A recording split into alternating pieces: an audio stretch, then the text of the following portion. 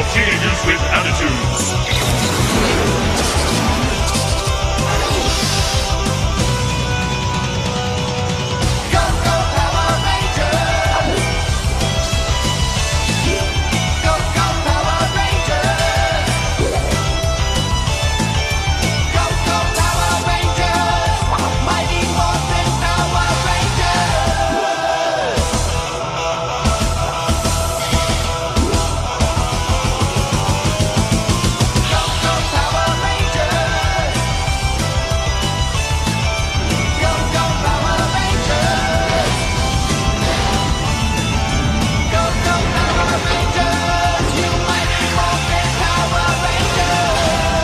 What's up guys, it's your boy Dorian here. So I just got back from seeing the new Power Rangers movie. Of course I had to make a review about it. This will be a spoiler-free / spoiler-filled video. What I'll do is a good chunk of the video will be spoiler-free, and then at the very end, the last 2 or 3 minutes or 4 minutes, however long I can go rambling, will be dedicated to spoilers. So if you haven't seen the movie, you'll be fine, and then I'll give you a little bit of notice beforehand, and then I'll dive into the spoilers and get right into the good stuff, alright? So let's just go ahead and jump right into it.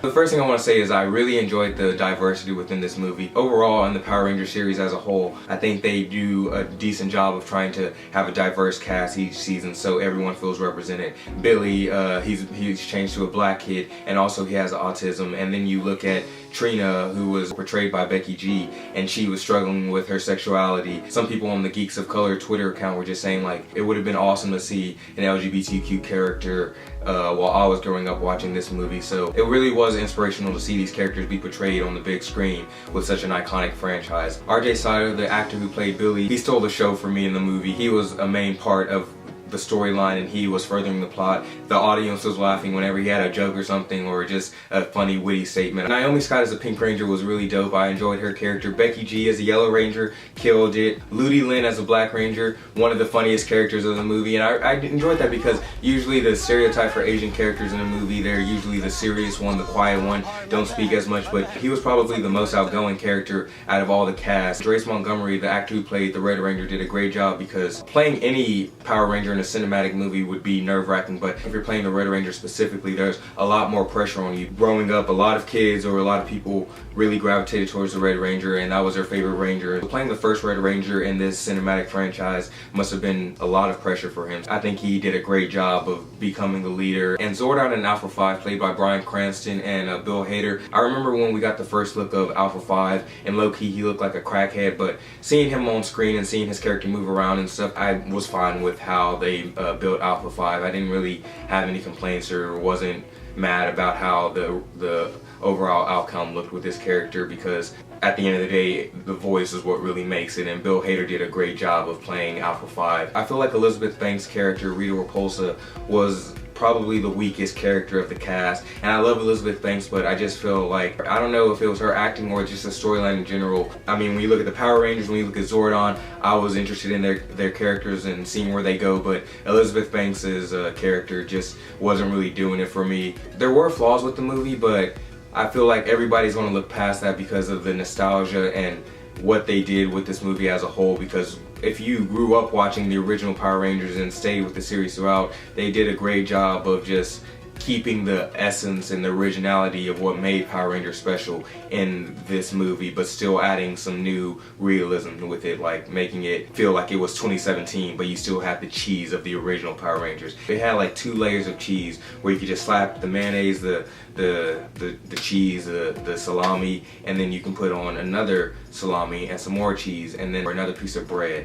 That's how this movie felt, because it felt like the Power Rangers movie, just on a bigger scale and on a bigger budget, of course. So I grew up with the Power Rangers, and I've been looking forward to this movie ever since they announced it. I was a little bit nervous at first, but they really did it justice. The writers, producers, the directors, I feel like they're big fans of the Power Rangers themselves, so you could tell how much care and love they put into the movie. I'd probably give it a 7.5 out of 10. There were a few slow moments, like I said, some things that could have been a bit better, but as a whole, I definitely see this Power Ranger cinematic universe becoming a definite franchise. You just have to get the right actors and the right directors and we'll be Gucci to go. I've said dope like 10 times, but that's just how I feel about this movie. There's really not much else to say about the spoiler-free review, just that if you were nervous about this movie, don't worry about it. They did the original Power Rangers justice and then some. So definitely go see it if you were worried about it or you were scared not to see it because you didn't want your childhood ruined. So go see that movie if you haven't already. But if you have and you're ready for the spoilers, I'm giving you guys 5 seconds to go ahead and leave if you haven't seen the movie, because then I'm diving into these spoilers. So here we go. 5, 4, 3, 2, 1. Alright, so spoiler time.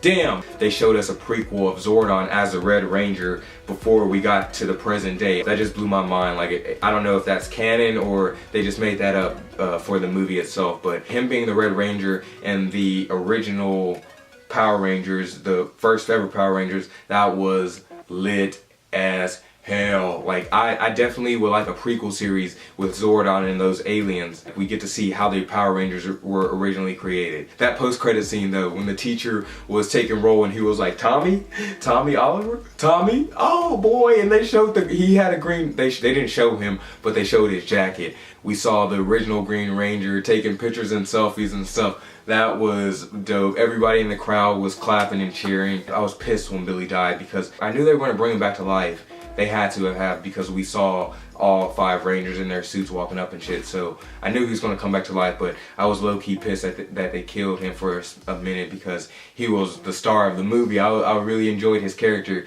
He was funny as hell, and also you wanted to root for him just because of what he was going through and he was being bullied and shit, so we finally got to see him be a badass, and then they killed him. I was pissed, bro, but then they brought him back and Zordon was like, I can't be selfish and come back out of this wall for this kid to die. So he was like, let me be a good person.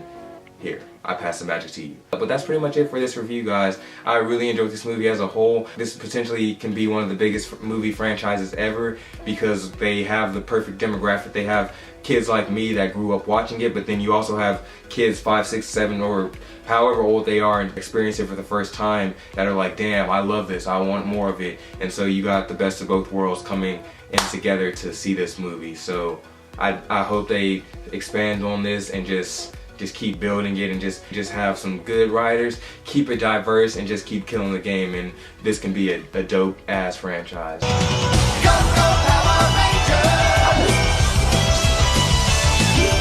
Go, go, Power Rangers! It's quality though, baby. Baby, lock them doors and turn the lights.